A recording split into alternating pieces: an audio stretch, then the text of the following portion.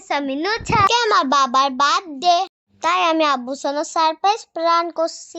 আজ 31st না, তাই দোকানে কত কেক। এখান থেকে আমি একটা আব্বুর জন্য একটা পছন্দের একটা কেক কিনলাম। কেকটা কেমন হয়েছে তোমরা সবাই বলো তো।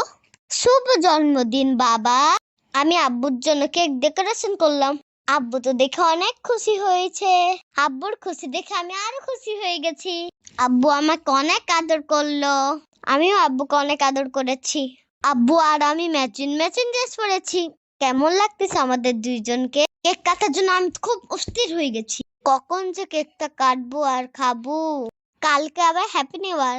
আজকে বছরের শেষ দিন। আমরা বছরের শেষ দিনটা আব্বুর বার্থডে তো সেলিব্রেট করি, কাটাই। তোমরা বছরের শেষ দিনটা কি করে কাটাও আমাকে জানিও। এখন আমি আব্বুর সাথে মোম জ্বালাবো। দেখো কত সুন্দর। হ্যাপি বার্থডে আব্বু, হ্যাপি বার্থডে টু ইউ। এখন আমি আব্বুর সাথে কেক কাটলাম। এখন আমি অনেক হ্যাপি। আব্বুকে আমি কেক খাওয়াই দিলাম, আব্বু আমাকে কেক খাওয়াই দিল। সবাই আব্বু আমার জন্য দোয়া করো। তোমাদের সবাইকে জানাই হ্যাপি নিউ ইয়ার। নতুন বছরে অনেক অনেক শুভেচ্ছা। আমি অনেক অনেক অনেকগুলো কেক খেয়ে নিলাম। কেকটা কত ইয়াম্মি ছিল।